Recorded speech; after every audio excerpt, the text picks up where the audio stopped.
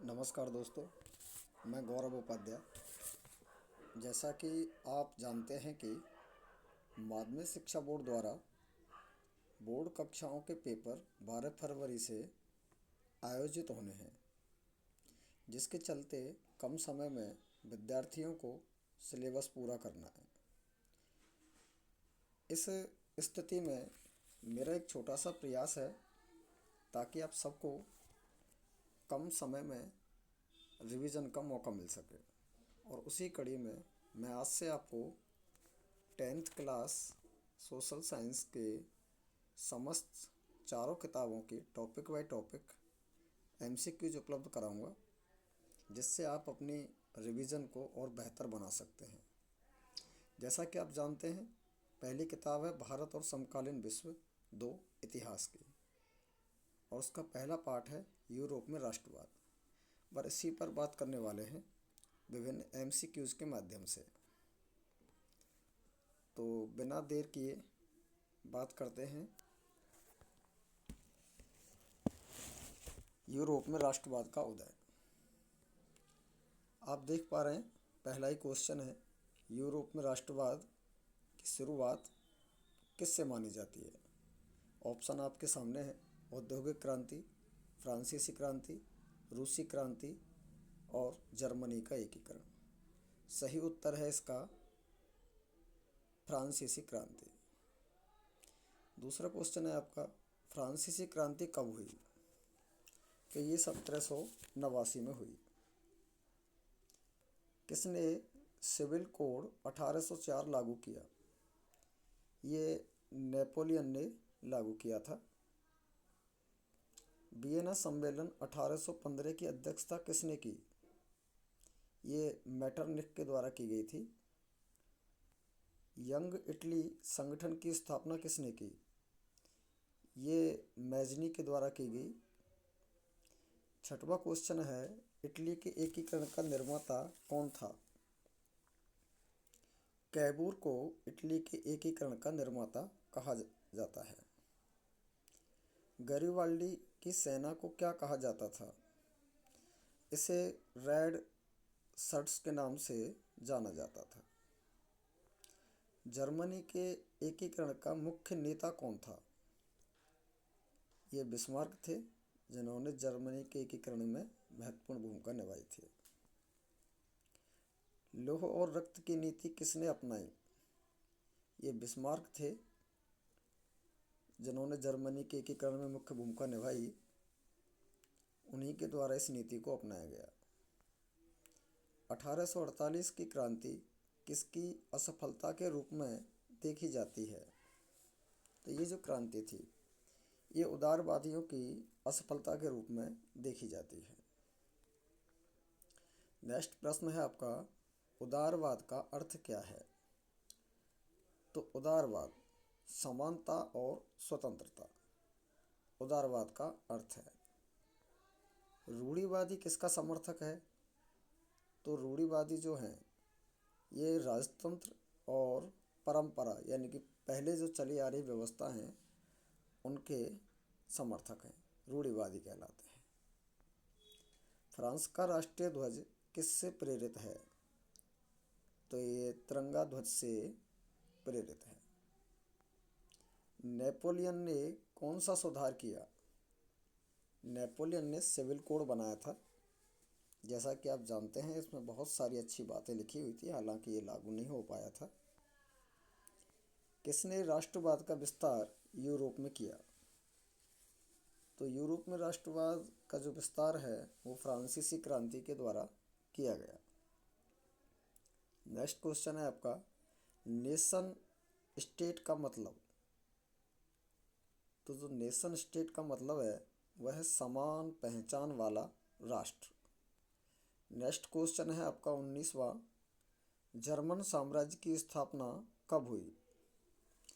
तो ये स्थापना हुई थी 1871 में। फ्रांस में 1830 की क्रांति का परिणाम क्या निकला। 1830 की क्रांति के चलते फ्रांस में संवैधानिक राजतंत्र स्थापित हो गया। यानी कि राजाओं को नियम और कानून के तहत बांधने का काम किया गया। निरंकुशता पर अंकुश लगाया गया। होली अलायंस यानी कि पवित्र गठबंधन का उद्देश्य क्या था? होली अलायंस का मतलब था, जो उद्देश्य था, वो राजतंत्र को बचाना था। अर्थात वो लोकतंत्र के खिलाफ थे, वो राजतंत्र को स्थापित करना चाहते थे। जर्मनी के एकीकरण में कौन सी शक्ति प्रमुख थी? तो वो प्रसा थी। नेक्स्ट क्वेश्चन, प्रसा का राजा कौन था? प्रसा का राजा विलियम फर्स्ट था। इटली का प्रथम राजा कौन था? तो विक्टर एमुनियल सेकंड। 1848 की क्रांति में सबसे सक्रिय वर्ग कौन सा रहा? जो मध्यम वर्ग था वो सबसे सक्रिय वर्ग के रूप में उभर कर सामने आया। राष्ट्रवाद को किसने बढ़ावा दिया? तो जो इलेक्ट्रॉनिक और प्रिंट मीडिया का योगदान, जैसा आज भी आप देखते हैं, उस समय भी राष्ट्रवाद को बढ़ावा देने में प्रेस और भाषा की बहुत महत्वपूर्ण भूमिका रही। इसके कारण जनमानस तक अपने विचारों को पहुंचाया गया और लोगों को राष्ट्रवाद, राष्ट्र प्रेम के प्रति जो भावनाएं हैं उनको समझाने का काम किया गया। नेपोलियन युद्ध कितने समय चले?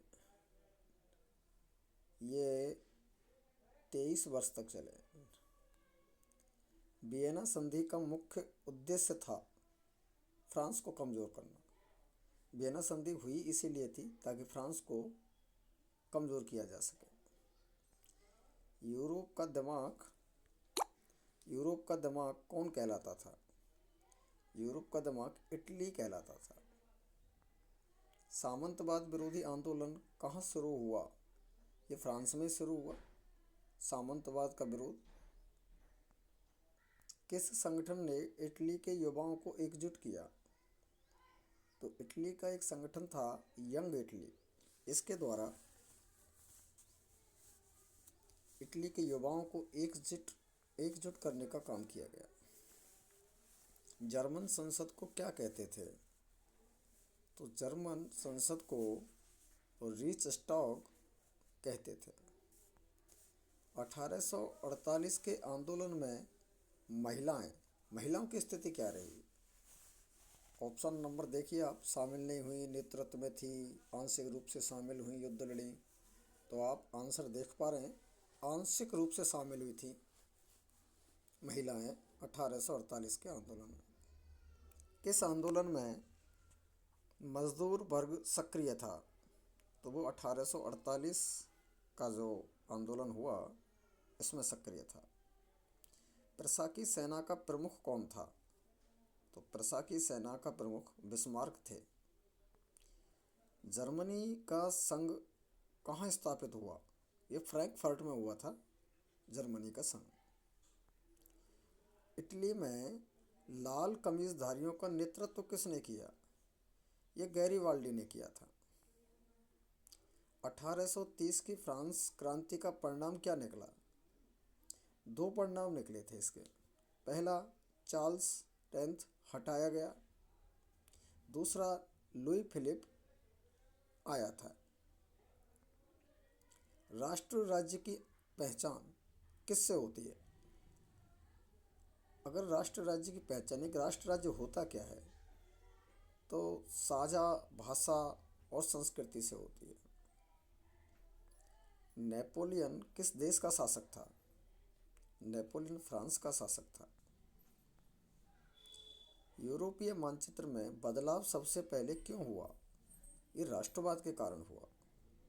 किस देश ने सबसे पहले लोकतांत्रिक संविधान अपनाया? फ्रांस ने अपनाया। राजतंत्र विरोधी आंदोलन कहाँ तेजी से फैल गया? फ्रांस में फैला। यूरोप का पुलिसमैन किसे कहा जाता है? तो यूरोप का पुलिसमैन रूस को कहा जाता है। फ्रांस में नया राष्ट्रीय प्रतीक क्या बना? तिरंगा ध्वज। जर्मनी के एकीकरण में किस युद्ध का सबसे बड़ा योगदान था? ये था फ्रैंको प्रेशियन युद्ध। राष्ट्रवाद की लहर किस काल में फैली? ये काल था जब फ्रांस में क्रांति की शुरुआत हुई थी। 1789 से 1719 के मध्य राष्ट्रवाद की लहर फैलने का काल माना जा सकता है। फ्रांसीसी क्रांतियों ने किन मूल्यों को अपनाया? स्वतंत्रता, समानता और भ्रातृत्व। और ये तीनों ही शब्द जो हैं ये हमारे संविधान में भी उल्लेखित हैं, जिन्हें हमने फ्रांस की क्रांति से ही ग्रहण किया है। किस देश को यूरोप का बीमार आदमी कहा गया? बहुत बढ़िया क्वेश्चन है। ऑटोमन साम्राज्य को यूरोप का बीमार आदमी कहा गया। यूरोप में सांस्कृतिक एकता का सबसे बड़ा आधार क्या था? वो सबसे बड़ा आधार था उनकी भाषा, जो उन्हें एक किए हुए थी। इटली पहले कैसा था, यानी इटली का स्वरूप क्या था? तो इटली कई छोटे छोटे राज्यों में बटा हुआ था। और अंतिम क्वेश्चन इस क्लास का, राष्ट्रवाद का सबसे बड़ा परिणाम क्या हुआ? और राष्ट्रवाद का परिणाम हुआ नए राष्ट्र का उदय हुआ, नए राष्ट्र बने, क्योंकि लोगों के मन में राष्ट्रवाद की भावना पनपी, राष्ट्र प्रेम पनपा, राजतंत्र के प्रति विद्रोह हुआ, दमनकारी तानाशाही तंत्रों के खिलाफ लोगों ने आवाज़ उठाई। और इस प्रकार यूरोप में राष्ट्रवाद से संबंधित हमने 50 ऑब्जेक्टिव टाइप क्वेश्चंस के जरिए आपको रिवाइज कराने की कोशिश की है। लगातार और नेक्स्ट लेसन से सुधार करने की कोशिश करेंगे ताकि आपको और अच्छा कंटेंट मिल पाए। तब तक के लिए नमस्कार।